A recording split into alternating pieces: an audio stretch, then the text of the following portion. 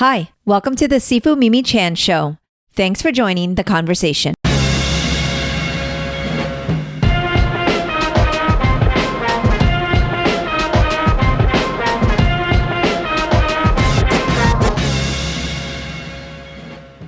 It's not every day you get to speak with a United States Secret Service agent.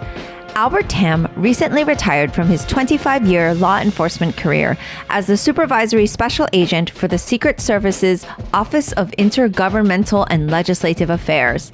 He's worked in multiple cities where he led criminal investigations and conducted behavioral threat assessments and protective intelligence investigations. Albert also provided protection and security to the vice presidents Cheney and Biden. I had a ton of questions for Albert. Is the work more physical or mental? What does it take to be a good agent? He was very gracious to answer my questions and share stories about life on the road during protective detail for Vice Presidents Cheney and Biden. Albert was in D.C. during the January 6th Capitol attack and at Trump's infamous photo op at St. John's Church. We discussed his thoughts on those incidents and some of what happened behind the scenes. As a reminder, the opinions expressed in this podcast are his own and do not reflect the United States Secret Service. I feel really fortunate to have shared in this insightful conversation with Albert, where he reminded me that at the end of the day, we are all human. As always, if you enjoy my podcast, please rate it on your platform of choice and share it with others. If you would like to support with a donation to help keep this podcast going, you can become a patron of the show by visiting my website or patreon.com/SifuMimiChan. For comments or suggestions, reach out on social media at SifuMimiChan. Now, on with the show. Hello, Al. Thank you so much for joining me on my podcast today. Hi, Sifu Mimi. Such a pleasure to be on with you. Oh my goodness. Well, we've been talking about doing this for a while now, and I'm really excited to have this conversation. And, we were kind of talking a little bit off air and, being that you were in the Secret Service, I do understand maybe there's things that are secret and that you can't talk about. So you just kind of let me know when that happens. But I'm very excited because I've never actually met anyone that was in the Secret Service, and I've never spoken to anybody. Oh, wow, so really? Okay. So you're gonna be my full education on it. Oh, I'll try my best. I hope I don't bore your listeners. Not at all. Just to give our listeners a little bit of a background on you, I know you because your son is a student of mine at my school, and he came in to learn some traditional kung fu because you also have a background in traditional kung fu, and I think it's something that you were kind of looking for, and he's been with us for quite a few years now, so it's been nice. Yeah, I'm so appreciative of that. I don't think you really know how much of an impact you and your family and your school has had on my son, because he just comes home and he never complains when it's class time. And so I'm very appreciative, especially since he goes to a public school. Okay. And he's exposed to so much negative influences. So right. I see Wallam as almost like a buffer, and I'm so grateful that your team, your family, your school has just been such a positive influence on him.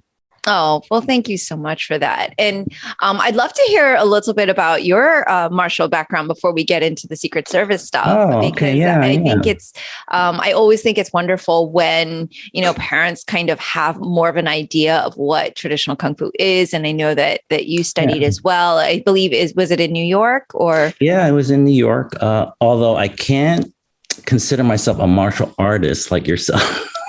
I dabbled in it a little, but it's actually a very interesting story.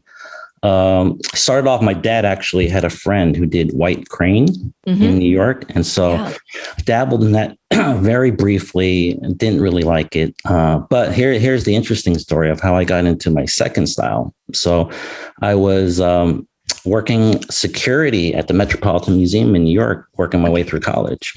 And I guess I got friendly with one of the ladies in the education department. And she was like a former dancer who, I don't know what kind of dance she was doing, but she apparently introduced me to this older Chinese gentleman. This sounds straight like almost like a movie almost. Right. So straight out of Central Casting. Exactly. Very nondescript small, not muscular, Chinese gentleman in his 60s, I believe, at the time. So we got to talking, and then she found out that, I had a little interest in martial arts. So she said, hey, why don't you come to our studio? Just check it out. And why not? So You're very laid back, easygoing. Exactly. So we go to this nondescript studio in New York on Broome Street. Like, again, straight out of a movie. It's like all dark, it's all secretive. You open the door and you walk into the studio. So long story short, he was a sifu of White Eyebrow. And what I didn't know at the time was he was actually a disciple of the famous Zheng Lai-jun. And I didn't know any better. So I decided to, I'll join. $75 a month, Tuesday and Thursdays for a couple hours. But I was totally clueless as to the caliber of martial artist he was. And so basically dabbled for a few years. Looking back, I just totally regret not, getting deeper into it, because he had some pretty substantive knowledge to pass on, which unfortunately passed away. And I was never the recipient of that.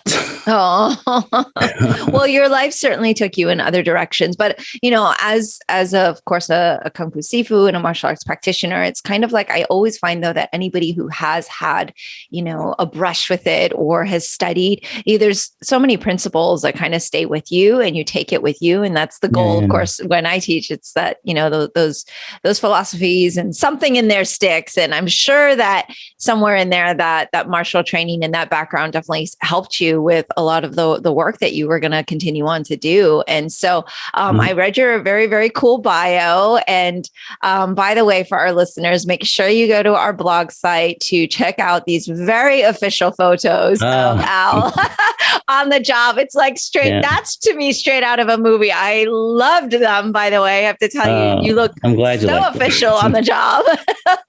I wasn't sure what kind of photos you want, but they're awesome. They're so legit and awesome.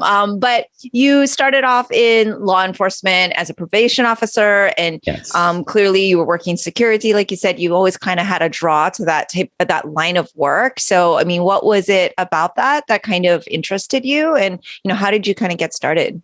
Yeah. So, how stereotypically my mom wanted me to be an engineer. Right. Or a doctor or a lawyer would have been maybe second or third. Exactly. So apparently, I don't know how true this is. My uncle was supposedly this genius engineer, mathematician, electrical engineer. Okay. So the family basically said, okay, you're going to be an engineer. There's no discussion. That's what you're going to do. So okay, I said, okay, that's what I am. And so basically, I didn't do well in engineering school. I went to Northeastern University for 1 year of engineering. And interesting, Dr. Yang Jungming's school was down the block from our university. Okay, yeah. So anyway, went to university for 1 year for engineering, hated it, did so poorly that I just dropped out. And as I just tried to decide what I wanted to do with my life, I saw this interview on Charlie Rose. It was this Secret Service agent that was being interviewed, and he was coming out with a book or something. I said, this is kind of interesting. Let me check this out a little bit more, and started researching the agency a little bit more, and said, hey, this is a pretty cool agency with a really impressive organizational culture, sense of values, very small. So I said, you know what, let me embark on this journey to be a Secret Service agent. And so back in the day, you couldn't just join. You would have to have some kind of work experience. So went off and became a federal probation officer to kind of like bolster my resume. I see. And then 3 years of that, didn't really enjoy it, but I need to have that on my resume to be a little bit more competitive, to be a Secret Service agent. So I see. That's what I did. Yeah. And I'm dying to get to the meat of that type of work. But as a probation officer, I know that I have actually met and spoken to other probation officers in the past. And there's always kind of a lot of stories, even in that career, Yeah. that are often just kind of that stick with you? Are there any that come out in your mind that kind of like maybe prepared you for your future work, or that were just kind of like, that's when you knew like, I didn't enjoy this, perhaps? It was tough. I spent maybe a year and a half in pre-sentence investigations, where all I did was pre-sentence reports for federal judges, Okay. and that was pretty brutal. It's like, if you can imagine doing a never-ending term paper, that's essentially what it was. Just that sounds constantly horrible. writing reports with strict deadlines. So I decided, like, let me try something else, like do the traditional supervisory, probation officer, which I did a year and a half of that. That was brutal too. It was just a caseload of 75 plus probationers / parolees. Okay. And really kind of burnt me out fairly quickly. Yeah. So I knew I didn't want to stay there for too long. So as soon as I thought I was able to bolster my resume, I applied to the Secret Service.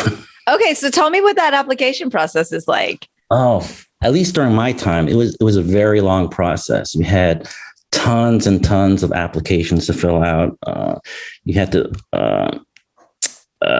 tell them, or disclose is like the word they like to use, disclose like where you were born, where your relatives are born, whether you've had foreign contacts, or whether you have regular foreign contacts. And then it's almost like a government application on top of a resume, on top of a cover letter. And then once you get past that initial stage, you'd have to take what was known back then as the Treasury Enforcement Agent examination. So basically, it's like a mini, not as hard as the SAT, but it's like a mini SAT.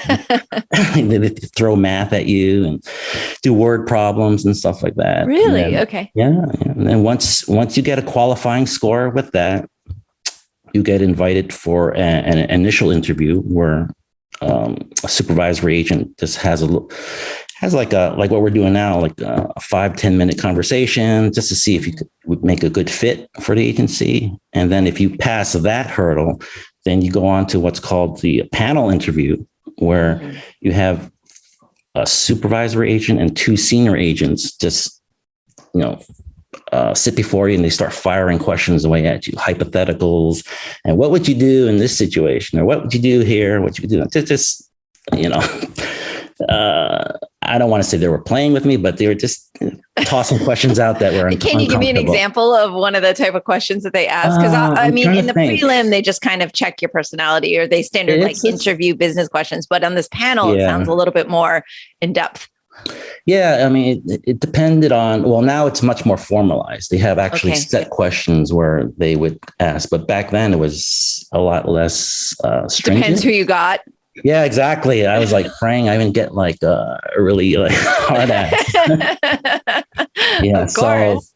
So I'll pass that stage, and then we went on to the most hated phase that I could think of, the polygraph. Basically, hook you up to the polygraph machine, and they start asking you all sorts of questions, and they try to get you to break, basically. And by the time it's over, you feel like I felt so dirty, and they make you feel like a criminal. Yeah, like, I don't know. Yeah. So like when you're doing your polygraph, I mean, are they because I'm only referencing like movies and TV shows, which is probably way off, but they start with like, are you Albert Tam? And, and then they progress into like other things like, have you ever stolen or something? Yeah. I mean, fortunately, I grew up being scared of everything, so I didn't do anything.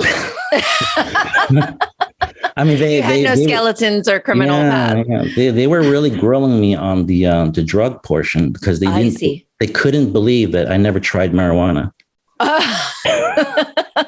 And they kept asking you, and they're like, like different ways, and like they were like just putting the screws to me, and like, and then because after the polygraph, I think, if I remember correctly, he said, I didn't believe that you didn't try marijuana or something like that. Right. No, I would also pass that. Yeah. It's funny because I guess they just, I have kind of like a standard, what they know people the parts they don't quote unquote pass, or the parts that they feel like people are gonna, or not fail at, but I guess that they're gonna have trouble with or something. But when they ask you those questions, are they like, again, I only have one reference, which is what I've seen on TV. Is it like aggressive, or is it just like kind of a calm, like question? It's really up to the individual polygrapher. Okay. I mean, I felt pretty pressured, but that's just me, you know. Okay. Okay. So, I mean, it really is the skill of the polygrapher that really can get somebody to confess, or I see. But for me, there was nothing for me to confess. Right. I never. I hated engineering school. I admit it. Okay, Mom, I'm sorry. The worst. I mean, this is kind of silly, but the worst thing I did in my life that I disclosed was, I may have eaten Japanese noodles the incorrect way. Oh my gosh. They wanted to throw me out of the office. Like, are you kidding me? That's the worst thing you ever did in your life. So they were like signing you up right away. We're like, okay, this guy is completely like squeaky clean. He's got to get slated. So that's one of the main things you would say, like, is like, if I were coming to you and saying, hey, I want a job in the Secret Service, like, would you say that having a, good moral compass is like one of the big things that they're looking for? Like, that's something that's, one of the big priorities. Yeah. So I think I don't have the stats, but I think one of the phases where a lot of people wash out is the polygraph phase. Well, that makes sense. Yeah. Do you know if there's like certain things that if you fail this part that you're immediately disqualified? Yeah. So let's see. Foreign connections is a big thing. Like they don't want, because one of the requirements for getting a job is obtaining and holding a top secret clearance. So if there's any inkling that you have any foreign contacts that you're funneling information to, that's a big, that's a big no-no. So, right. And is that like also personal and business? Like, say you had a family member in XYZ country, that still applies. Is that considered a foreign contact? Yeah, that's considered a foreign contact. But as long as you disclose it, it's not a big deal. But if you don't disclose it and people seeing you walk out of the Russian embassy or something every other week, it's like, that's kind of like suspicious. Especially right now. Yeah, exactly. Kind of suspicious, isn't it? Like, what are you doing over there? Interestingly, and this is, here we go. I always tangent, but like back in the 80s, we were one of, or the first, to go to the Shaolin Temple as an organization, as a school, as a cultural exchange. And there was a time that my mom and my dad, I believe, got, approached by the FBI as to why they were going to China so frequently. And it wasn't even that frequent. It was like maybe once a year at the most. It wasn't like, every other month or anything. And so, I would say government agencies care about stuff like that. And they are on it, and that's just like a civilian. Right. And so I can imagine trying to maintain, top secret clearance is much more involved. There is an interesting story I have about this. Share. So I forgot what year it was, but I did go back to Hong Kong to pay respects to the Grand Master. Okay. Zheng Leijun. And back then, as you know, being a martial artist, White Eyebrow was notorious for having ties to, unsavory characters. Yes. So, me being like oblivious, credit to my Sifu. He basically kept me away from all that stuff, knowing that, hey, I was in law enforcement. And then there were a couple of guys in my class who were New York City police officers. So he kept them away from that stuff. But it was interesting. Just being in Hong Kong, he would secretly go to this whatever meeting or reunion and like not invite me and not invite me. Lunch, quote unquote. Yeah, exactly. I felt so slighted until, one of my Hings, like, you idiot. He's trying to protect you. He's protecting you. He's protecting you. So you don't have to like say any of this stuff. Like, okay. Let's see how oblivious I am. So that's my little story about reporting foreign connections and stuff like that. So, okay. Well, and so it's pretty insightful for your Sifu to kind of make that connection and know, like, that way if you weren't there, you don't know. Yeah, exactly. You kind of wish you were there, though, right? Now, thinking for back. The stories, for just amazing stories, and I'm sure you and your dad have amazing stories. So again, to tangent, because that's what I do. Is I was just in New York last year, actually, and I reconnected with a kung fu uncle of mine who is Grandmaster Wai Hung of the Fujian Pai, Tiger Claw. Of course, Tiger Claw. Yeah. And he has a lot of stories, as you can exactly, imagine. Right. You know that stuff. And for our listeners who don't know, he's pretty notorious in New York as kind of like the godfather of Chinatown. And I will say, in his senior elderly state, still seems to hold that position and is very well respected, revered, maybe even feared a little bit still, but he's much calmer, but he's got a lot of jail and, stories and a lot of things that went down in the 60s and 70s in New York, Chinatown, for sure. And it was really nostalgic to sit with him. And I mean, everybody knew where he'd be, because I actually hadn't seen him in years and years. He's kind of become stay in his own circle, doesn't really contact people. And they're like, go to Chinatown on Sunday morning, and sure enough, he was there. And, it was actually really nice, because I'd like to say this, and I don't know if it's actually true, but I like to say I'm his favorite kung fu niece. I'm pretty sure you are. I don't know.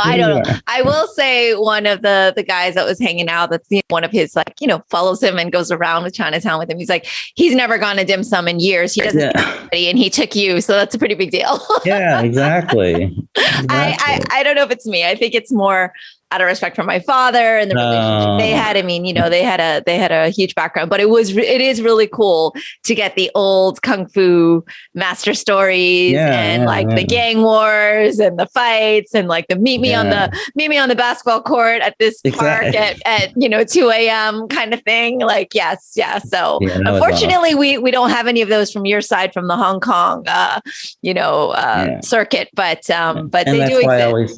That's why I always say we should have had like a bunch of Sifu Mimi clones. And we could have saved a lot of those arcane, kung fu styles, somehow. I mean, it's just sad to watch them go by the wayside, and all that information lost, all the skills lost, because folks like your dad, the caliber of martial artists, your dad, you're not going to see it. We're not going to see it anymore. Yeah, no, it is true. Unfortunately. It's historic, and it's very, very rare. So you're right. It is really rare, but I'm not quite sure I'm sold on the Sifu Mimi clones, because I feel like one in this world is quite a lot. But oh my God, you would have saved so many styles. But like no nonsense. This is what needs to be done. I appreciate that coming from you. I had a bunch of us were standing in the middle of New York's Chinatown trying to decide where to celebrate whatever for Sifu, and like none of these guys could make a decision. That would drive me crazy. Yeah, exactly. It's like, we need to kind of see a Sifu Mimi type, like, let's go. Stop messing around, I wistfully think about what could have been if there was a Sifu Mimi for. Oh my gosh, you mean someone really bossy? I see where we're going with this. No, we need somebody like get stuff done. I appreciate that. I mean, speaking of which, it seems like that's also kind of a characteristic of what a U.S. secret agent would need to have, right? Like, I feel like it's because it's something that you and I talk about, like when we look at the kids and the students, we're like, they need to learn to just be decisive, get stuff done, have sense of urgency, all of that. Like, I'd love to kind of go back into what that was like for you as you started that training. Because of course you're already in law enforcement, which comes with a certain level of training and expectation. But how would you say the comparative was from going as a probation officer into something like the Secret Service? What was the I'm all about training. I mean, this is what I enjoy hearing about. But what was the training like? Yeah, it was. I don't want to compare it to special operations or anything like that. I mean, it was challenging, but it was nowhere near what a lot of these military folks do. Oh, well, I think you're being humble as well. And of course, we don't compare to like, some sort of like, high level special forces, but I mean, clearly there's a lot of responsibility involved. So I'm sure it was rigorous. Yeah, it was a different mindset because the Secret Service is a dual mission agency. So it has its investigative arm in addition to its more famous, what it's most known for, its protection aspect. So you definitely have to have a certain type of mindset for it. And the hardest part, I think,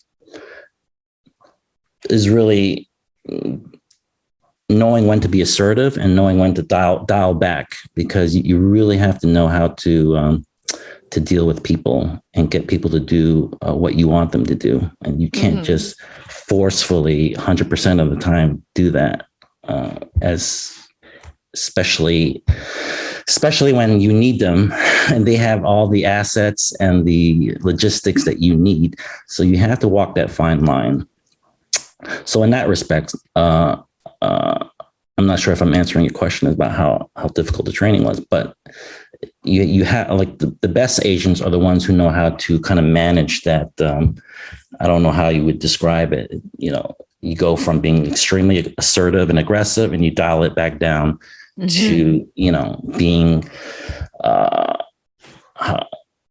collaborative. Yeah. If that's the right word. So it's hard to go up and down the scale, but that's what you have to do if you want to be a really good agent. Yeah, no, that makes complete sense, because generally speaking, it's kind of like you want your presence to be known, but at the same time, you kind of are that fly on the wall. Like you shouldn't be like, we all know you're standing here, and like you kind of are moving, not in the shadows. That sounds very mysterious, but essentially it's, I mean, from what I can tell now. So do they work with you on things like that in terms of for the training? Like, is there a physical aspect, and then is there like the psych aspect where they're like going through, like the only thing that I know of with my training with kids and coaching, for example, I'm like, oh, we're going to practice coaching now. All right, you guys are going to get up and teach the class and let me see how that goes and evaluate you. Do they put you in scenarios and see how you react? Is that's a great question. They actually do the physical aspects of it. So the shooting part, the control tactics, the so-called interviewing, the actual physical aspects of it, but the more mental aspects, not so much. It's you basically have to learn on the job. Wow. So based on your initial interview, they feel you'll have the skills or the temperament maybe to pick that up. Or you get some veteran agent who's willing to kind of take you under his wing. Okay. So basically, I learned a lot of my stuff watching these old gritty New York City police detectives, old experienced postal inspectors, and how they would deal with people.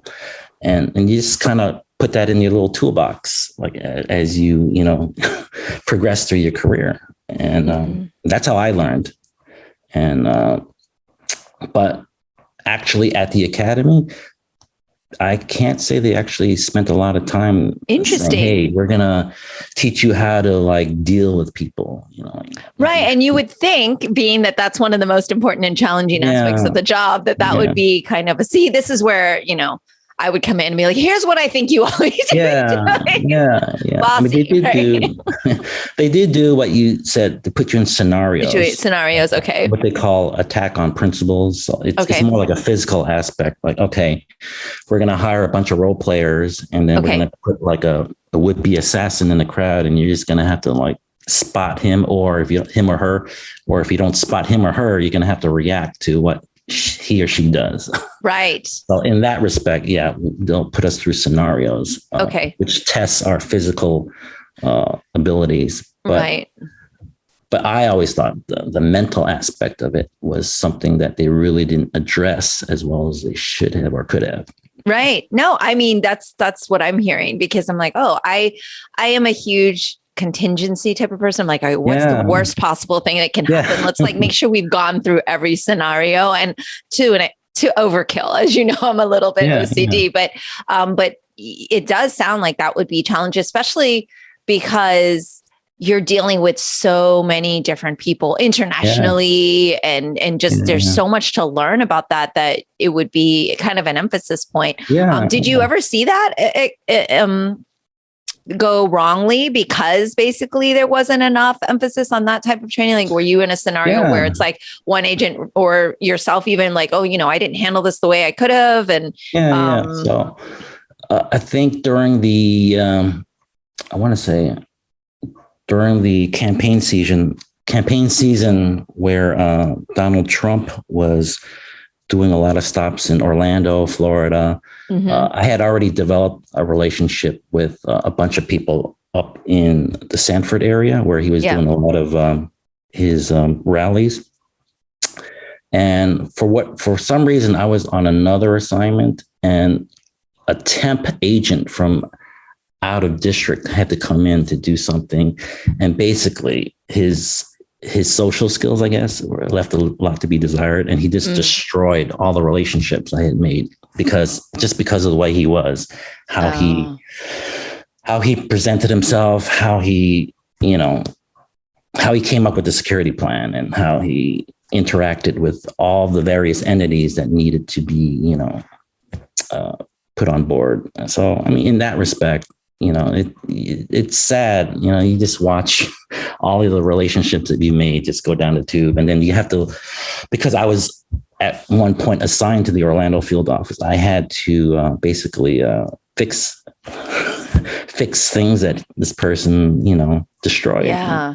Oh, and that must be really frustrating because there's safety involved, right? It's a matter of that, as well as like just the ease of efficiency of work and all of those different things. And relationships take so long to build, but very quick to destroy. It's interesting. You're developing relationships with the local police departments, the local population, the local in Sanford, they have their own little airport authority that they have. So I mean, it can get frustrating when you take so much time to develop those relationships and it goes away overnight because this person couldn't figure out or never figure it out. Like, hey, this is probably not the way you do this. Yeah. And you've worked all over. So you've worked in the New York field office, you've worked at headquarters in Washington, and of course, Orlando. Talk to me a little bit about the scope of all the different things that you've had to do in all those various places. Oh, okay. So in New York, one of the largest field offices for the Secret Service, typically when an agent starts his or her career, we spend anywhere between depending on the needs of the agency, we spend anywhere between 6 to 7 years in our first field office, where we engage in criminal investigations, which involve investigating counterfeiting, credit card fraud, bank fraud. And then if we're not doing that, we also investigate threats directed toward the president, vice president, and anybody who we might protect. So in that respect, we when we're in our field office assignments, we're doing all of those types of investigations. And then after that period is over, we are given the option of relocating to Washington, D.C., where we do what we're known for, protection full time. So in my case, I was selected to go on the vice president's detail. So basically I was doing protection 24/7. And we do that for maybe 4 years. And then we kind of transition either back to the field and do criminal investigations again, or we transition to our headquarters divisions, where we kind of, I guess, add to our resume and bid for promotions. I see. So, okay, when you're on detail of like vice presidency, so that's like what we see in the line of fire, right? Where you're following them around. You're like, you're like making sure there's no assassins in the crowd. That's like kind of what people think of when they think of a Secret Service agent, right? That's like kind of your typical role, I guess you could say. That's what everybody thinks of when they think of Clint Eastwood running along. Yeah, hence your photos. I'm like, oh my gosh, this is awesome. It's straight out of a movie. I love it. I love it. Yeah. But I mean, it sounds like the entire scope of the job is so wide that there's so much more to that. Would you say though that being on the detail like that, like protecting, is more stressful than other aspects of the job? Like, where does that lie in what you consider to be like the ranks of promotion? Is that a very high Yeah. end type of Yeah. position, So or? protection is physically grinding and Yeah. emotionally grinding because you're changing shifts almost every 2 weeks. So because we provide protection 24/7 to our folks, you always have to have somebody on duty. So you have what we used to do. We would have 2 weeks where our agents would be on day shifts, and then we rotate into the next 2 weeks, which is the afternoon shifts. And then after that, we rotate into my most hated shift, the midnight shift, where you come in at midnight and you do like 10 p.m. to 6 a.m. the next morning. There's physically grinding. And then, once it's a constant rotation of shifts, and that really does a number on your body, your sleep schedules, and you can never plan on anything. I miss so many birthdays, I miss so many holidays. So it's physically grinding compared to field office work, where it's more of a traditional, 9 to 5 type, even though it's not really 9 to 5. Right. But it's less physically demanding in the field than, say, if you're doing protection full time. Yeah. But then again, I'm sorry. No, keep going.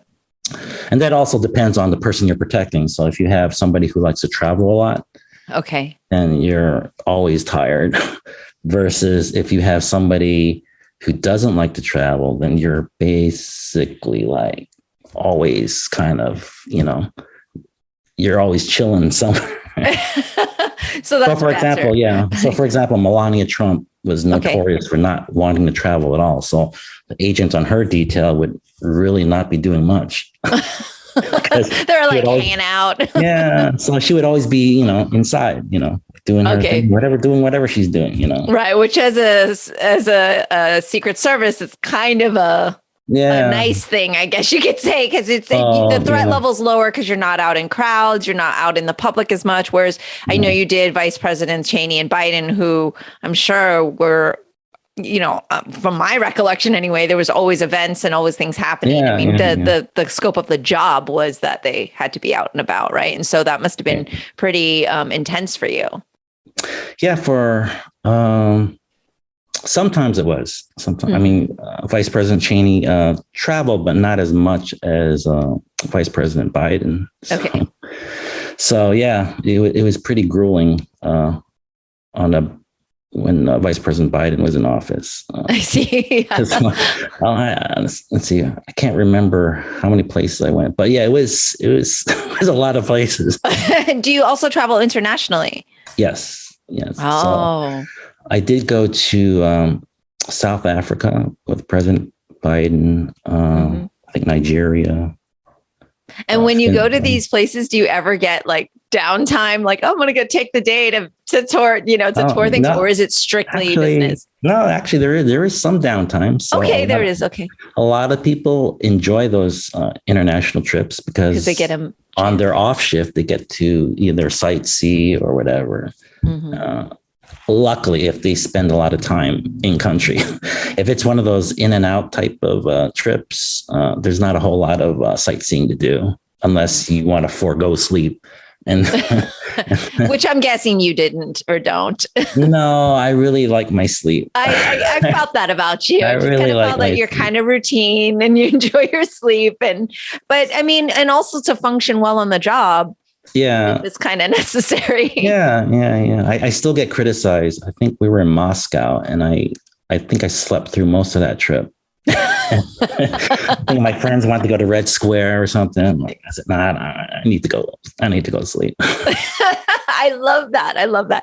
And did you get to fly like on Air Force One or on the special planes, or do you guys have to fly? Air Force Two. Air Force Two, right? Of course. Sorry, yeah. Yeah, and it was pretty cool. Yeah, it's not like flying commercial. You get a lot of leg room. Get a lot of leg room. Right, you can walk around. Although we did have to pay for our meals. The Air Force charged us, really? however amount for the food. But I thought they would give it to us on the arm, but no. How was the food? Actually, not too bad. Especially when you're hungry. Interested in food, so. Especially, I'm a foodie too. I love it. That's right. You cook as well. We could talk about that. I try. Yeah. Oh my gosh. Well, I don't know. Your family says they're really happy you're home because you're cooking all the time. So. Yeah, and it doesn't look good, but it tastes okay. Well, that's what matters most. That's what matters most. But I heard you're quite the cook, though. I heard you're quite the chef. I am. It's my OCD. Everything I do has to be to the nth degree. Wow. So. Yeah. That's awesome. Yes. So we'll have to dine together one day. Yes, and then we can do our foodie thing. We'll have a lunch. But yeah. Were there? I mean, and again, I know that maybe you wouldn't even be allowed to disclose. Were there times on your protective service detail with the vice presidents that you did have to like apprehend someone in the crowd that was suspicious, or were there like not assassination attempts necessarily, or were there, but were there things that were kind of your training had to kick in? Nothing to that degree, but if you remember the photo that I had sent you, that was our trip to Fort Hood. And he was doing a speech there. And after his speech, we do what's normally called a rope line. So basically he walks to the crowd and he starts, shaking hands. And thankfully nothing happened. But as we were doing the rope line, most people, they're happy. They're reaching their hands out. They're showing you your hands, so they know they're not a threat. And they're happy. They're saying, hello, Mr. Vice President, this and that. And then you come across this one dude with just like blank dead eyes. And you go, really? That's straight out going through your mind, really? Oh my gosh. I think you're probably the chillest Secret Service agent. No, but as you can see, like we try to wear our glasses, our sunglasses. Yes. And so interestingly, and I'm not saying we do this deliberately, but it's almost as if you want them to think that you're actually staring at them, even though you may not be. But in this case, I was. I mean, hopefully, once they get a sense that somebody's onto them or whatever. I'm not saying that this person had a weapon by any means, because it was a mag crowd, but you never know. So we did the rope line and come across this one person that with those dead eyes, and you go like, oh, man, like what's his deal, And you just pray as you're finishing the rope line, like, okay, like he just stays put and nothing happens. So that's one of the few times where you kind of get the the spidey senses. Yeah, on the ears. I'm like, oh, like really, like. You couldn't pick another day to like show up. Someone else's shift. Yeah, exactly. Yeah. So again, luckily nothing happened. Thank God. Right. But sometimes just that eye contact, or just that notice of like, if they know they're being checked on, like sometimes that prevents things too. Like you just don't even know. And that's what happened. And that's what happened when they interviewed John Hinckley after he had shot President Reagan. Like he was stalking Jimmy Carter for a while. And then I think he decided not to do something because he thought a Secret Service agent had looked him in the eye. Looking at him. Okay. So we never know like what. No, it's true. I mean, and just even having your presence there, right, is a big part of it. Are there usually more Secret Service that aren't visual, like in the crowds and stuff like that are less like I guess kind of undercover? Like, because you all who are doing the detail, it's very clear. You're standing there, you get the earpiece, you get the whole look. Is there usually more stuff going on at things like that? In the protective bubble, there are all these layers of security. So, at least on the vice presidential and protection level and presidential levels, you have like all these multiple layers of security. So the possibility of like that lone assassin is probably a lot less than if we were on the campaign trail with a nominee who's less well known. So okay, because there's less layers and less right, because we don't have obviously the assets, and plus they're not as well. Plus they're not really, well, they are considered protectees of the Secret Service, but it's just so early on in the election cycle that you can't give them like the full complement of assets that we would normally give a vice president or a president. Right. And, one of the things I find really interesting is that like that's just the job, and you do the job and it doesn't matter who you're protecting. And I always find that fascinating because I try to be very compartmentalized and like, okay, this is what I'm doing. And my personal feelings don't come into play. And, that must really have to be the case for you all, because it essentially you're protecting the office, right? Not the person. Right, is that right? Or that's correct. That's correct. I mean, I would let me just preface sure. this by saying, any views or opinions expressed by me is strictly my own and not that of the Secret Service. I love it. But you're absolutely right. I would like to think that, we don't get emotionally involved in, I like this person, I don't like that person. But you can't help but go, oh, really? So, I mean, for example, during the height of this civil unrest in Washington, D.C. Yeah. The president decided he was going to do that walk across the street to the church, and I was there. Yes, I was there, and like you just think like, really, like this is just not a good idea. Like, but again, we're there to protect the president. Like, we can't decide like, well, this is not a good idea, so I'm not going to do it. Right. But it was just after it was all over, you start thinking like, man, that was not a good decision. Yeah. For him to make. It really put us in a bad spot. And so, yeah.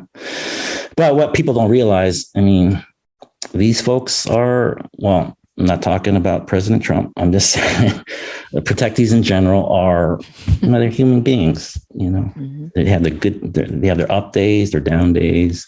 I remember when, Vice President Cheney wasn't so popular, and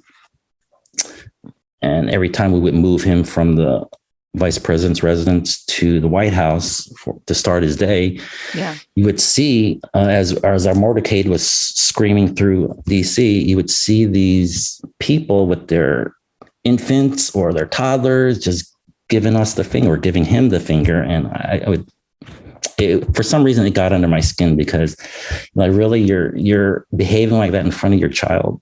Whether you agree or disagree with this person's policies, I mean, anyway. But I say that to say, whether you like him or hate him, I mean, he's just a human being, like all of us. I mean, I actually like the guy. I mean, I like Vice President Biden too. They're all again, they're just human, just like us. They may have different political views, but yeah.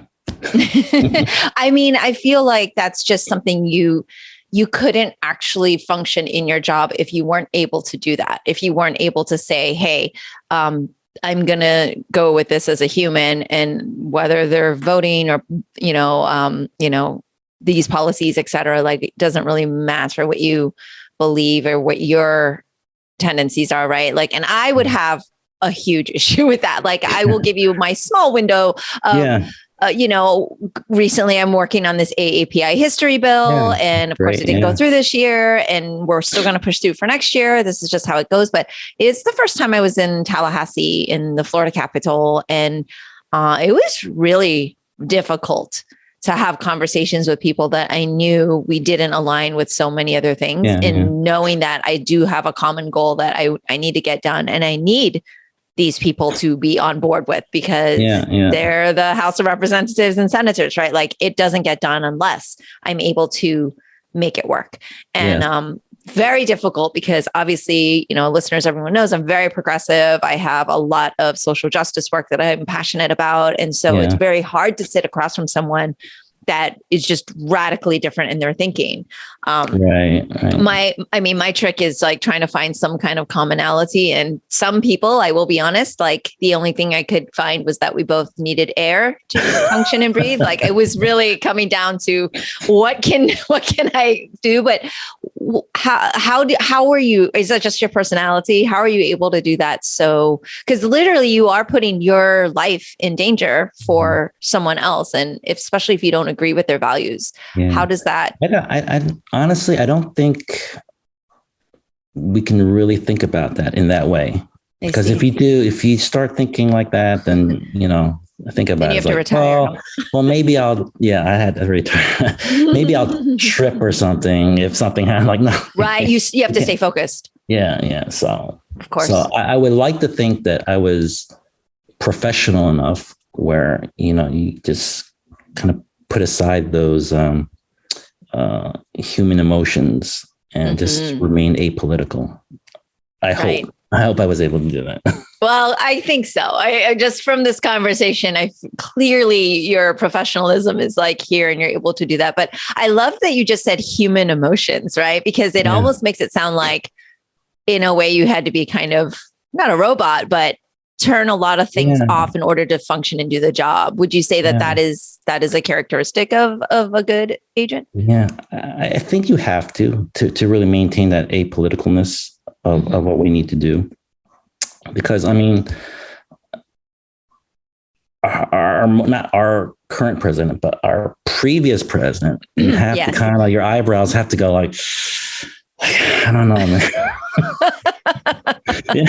That must have been tough, because this is very interesting to me that you retired kind of right after all of this, President Trump's presidency. Like, what were those 4 years like? Like you said, you were there when he walked to the church, and you knew that wasn't a good thing, but you did your job. I do want to talk to you, of course, about the Capitol on January 6th, because my understanding is you were also up there, and I did for the civil unrest at the church. I wasn't. Lost my train of thought. Where was I going with this? Yeah, so basically, coming back to being apolitical, it's not that easy. It's not that easy. Like, so a bunch of us were at the White House during the height of the civil unrest, and President Trump decides to make a surprise appearance to our briefing room, where, or basically, I didn't have any direct interactions with the president. Obviously, I wasn't on the detail, but I was in more of a supportive role, as during that time, it was all hands on deck, riots going on. Like, there's no, hey, it's not my job. So everybody is in. But I say that to say, it was tough kind of maintaining that, that distance, or the non-emotional aspect of it, because he came into the briefing room, and it was very surreal. It was very surreal. Like, he was there to give all the uniform division officers, all the special agents, like a pep talk, because, kudos to the UD officers, because maybe it was a couple of days before, like the rioters had tried to breach the White House, and they held the line, basically. And so that was a horrible night for those folks. And they held the line. There were some real heroes that night. But anyway, he came into the briefing room at the White House, and basically to give a pep talk to everybody. And I couldn't help but notice how surreal it was, because he is the way he is. It was almost like a Saturday Night Live skit. Like, he's just, so what we see on TV is behind the scenes. That guy is that guy. There's no He's not a politician. He's an entertainer. He's an entertainer, that's for sure. And he knows how to push buttons. And whether you like him or not, you gotta tip the hat. Like he knows how to entertain. So I don't know. But anyway, yeah, I thought it was a very surreal event, and it wasn't a good day for our country. And yeah. So. And when you were in that briefing room and he, like you said, came in to give you all a pep talk, you use the word surreal because is it because you felt like his tone was that of an entertainer? And did you feel like at that point people were being endangered because of things he said? Or did you feel like, I'd love, if you're able to, I'd love for you to be able to kind of articulate more on your side of things. Like you are all there putting your life on the line and what that must have been like for you to have kind of been in that environment, and then for him to come in and be like, hey, you guys, we're going to be fine. So, I mean, he was actually resonating with the folks in the audience. Interestingly, because he knows how to do that. Mm-hmm. He just knows how to do that. And again, my opinion. Yes, got it. This is not the opinion of the Secret Service, or we'll put that all over this podcast. I'll put it in writing. It'll be clear. It's just your opinion. Yeah, he knew what to say. Definitely, he knew what to say, and he was resonating with majority of folks. I believe. I mean, not necessarily me, but right. But and the whole, like you said, on January 6th and everything that was going on, can you kind of talk to a little bit of, like you said, it was all hands on deck. Like, what was that whole morning like? Did you get called in? Were you already on service that day? Like, what was it like on your side? I was based at the Department of Homeland Security's headquarters in Washington, D.C., which is the St. Elizabeth's campus, which is near the Washington Nationals baseball stadium. That's where the headquarters was near. But I didn't have any direct involvement with the January 6th insurrection or any dealings with that. But they did call us in where we were all geared up, ready to support, the Capitol Police. Mm-hmm. So I remember that day fairly vividly. I had a meeting with a bunch of people, and then literally on my way home, and just got the phone call and said, "Hey, get all your stuff, report back to headquarters, and stand by to go to the Capitol to assist the officers." And thankfully, they pretty much got everything under control by nighttime. With the National Guard, and we were still on standby, all geared up with our police markings and this other stuff. And but so that's the extent of my involvement in the But I mean, being on standby and being like, okay, here we go. Yeah. What was going through your mind, or are you that again just kind of focused on like, here's my task? I mean, literally knowing also you're like, I'm about to be retired. Like, why am I here right now? Yeah, it was bizarre because during the civil unrest, you have rioters on one side of the spectrum, just screaming all sorts of vile names at you, throwing stuff at you. Et cetera. And then now January 6th insurrection, you're going on the other side of the spectrum where you see them just disrespecting law enforcement, and you just can't make this stuff up. Like is this, you have to ask yourself, is this world gone crazy? So wasn't in danger the way a lot of these Capitol Police officers were, of course, but I don't know. We were all standing by to support our brethren there. So. Yeah, of course. And looking back at that day, and it'll be the last question about this, but looking back at that day, I mean, do you really feel like it has gotten the fair attention to the severity and to the level of, like you said, it was such a sad day. And for someone who's literally dedicated, over 20 years to law enforcement and protecting the United States office of, the president, vice president, et cetera, like, do you really feel like, I just feel, in my opinion, I feel like it's been minimized as to what that really meant for our country and how sad that was for our country. But I'd like your opinion as somebody on the other side of things that has been putting their life on the line, literally, to, keep our democracy and our country safe and the people who run our country safe. Like, what are your thoughts on like how this has been perceived by others, or the whole thing? I think you're absolutely right. Like it's just bizarre to me how it's not, depending on who you ask, you get a different answer. That to me, that's just bizarre. I mean, everybody knows what happened. Everybody could see what happened. So it goes back to when you went to the state capitol and you don't understand how you can be so diametrically opposed. Mm-hmm. I mean, my experience with politicians, they're probably, like, I don't want to overgeneralize, but in general, they're probably some of the most disingenuous people that you'll ever meet.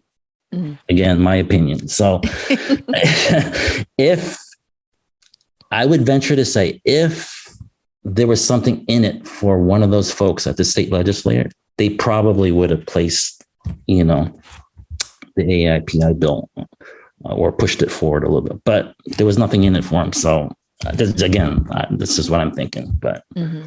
The same thing with our federal government. Like, if there's nothing in it for, you would think they're supposed to represent, their constituents, but in reality, I think you'd have to say that. Again, I always tell Alec, my 12-year-old son, like, if you want to judge somebody, just judge them by what they do and not what they say. Just watch what they do, and then you'll see where their heart truly is. And don't listen to what they say, because everybody's going to say, wow, I really believe in whatever, fill in the blank issue. But you watch what they do, and okay, I see where your heart is. You're not really into this. Mm-hmm. So, so that was just bizarre.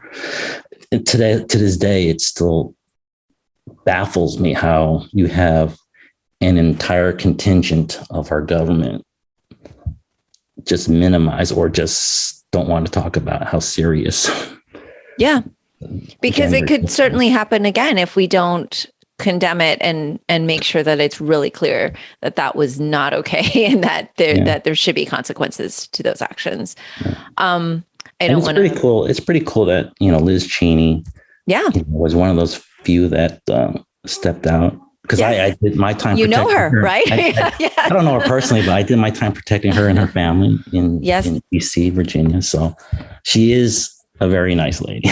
Yeah. And again, that is something where I can be this is where I can say, I'm not necessarily politically aligned, but I completely respect the fact that she could stand alone in a sea of people that are just, just condemning her for her thoughts and what I believe to be standing up for democracy and for what's right. Like, it's pretty wild, right? It's pretty wild. I never thought there would be a day that, we're standing on the same side of the, of the line of what we feel is right and wrong on things. Cause, we definitely disagree on other stuff, and I think that's fine. And like you said, they could be very nice and people are still human, but I just feel like what happened then, we really should not be forgetting, because I feel like it's just like why I want AAPI history to be learned, because we're having attacks on Asian Americans daily, people getting beat up or killed. And it's like, hey, let's fast forward. Let's rewind to history and realize that this has happened before and it will happen again if we don't learn from it. And I think this is something in history that